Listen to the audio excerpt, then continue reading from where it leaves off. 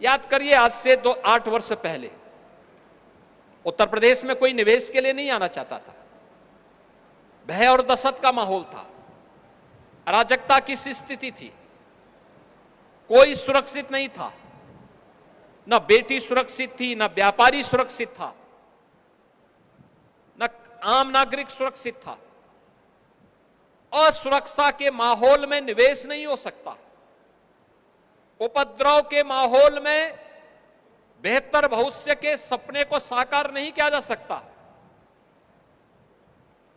उपद्रव और अराजकता के माहौल में भविष्य के सुनहरे सपने नहीं बुने जा सकते। अगर भविष्य के सुनहरे सपनों को बुनना है, उत्साहपूर्ण माहौल तैयार करना है, उमंग और उत्साह का माहौल तैयार करना है, तो हमें उसके लिए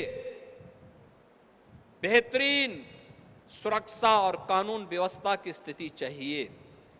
और उत्तर प्रदेश में पिछले 8 वर्ष के अंदर जो माहौल बेहतरीन सुरक्षा का, कानून व्यवस्था का प्राप्त हुआ, आज उसका परिणाम है कि हमें अब तक 45 लाख करोड़ रुपए के निवेश के प्रस्ताव प्राप्त हुए हैं।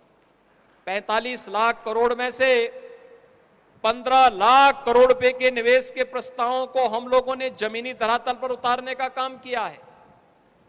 ये 15 लाख निवेश के प्रस्ताव, और अभी आपने देखा होगा कि हम लोगों ने अभी उत्तर प्रदेश के अंदर जिस प्रकार के कार्यक्रम को आगे बढ़ाया है, वह खासतौर पर उत्तर प्रदेश में अभी हाल ही में इसी उन्नाव जनपद के लिए हम लोगों ने कुछ नए कार्यक्रम प्रारंभ किए हैं।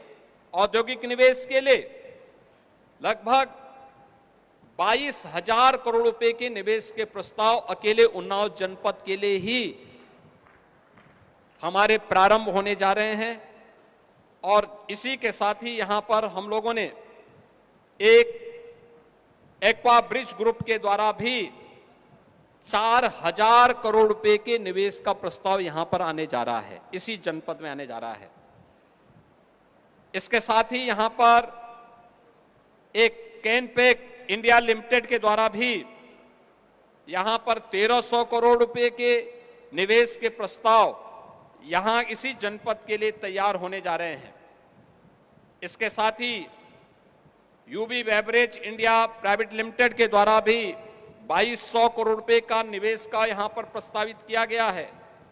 और ओम लॉजिस्टिक लिमिटेड के द्वारा भी 150 करोड़ रुपए के यहां पर निवेश के प्रस्ताव भी प्रारंभ किए गए हैं। अगर यहां पर निजी क्षेत्र का निवेश आ रहा है तो राज्य सरकार ने भी इसमें पीछे अपने आप को नहीं रखा है। याद रखना, देश की आजादी की लड़ाई में जो मैंने कहा था कि इसी माटी के सपूत शहीद गुलाब सिंह लोधी ने अंग्रेजों के छक्के छुड़ाने का काम किया था, और उनकी स्मृति में बने हुए पुलिस प्रशिक्षण महाविद्यालय की क्षमता को हमने दुगनी किया है। यहां पर राज्य अग्निशमन प्रशिक्षण महाविद्यालय में भी 235 करोड़ रुपए के निवेश के प्रस्ताव के साथ सरकार कार्य कर रही है। और यहां के साथ साथ हम लोगों ने लोक निर्माण विभाग के द्वारा, प्रदेश सरकार के द्वारा यहां पर तमाम अन्य इंफ्रास्ट्रक्चर के कार्य इस जनपद के लिए जहां तैयार किए जा रहे हैं,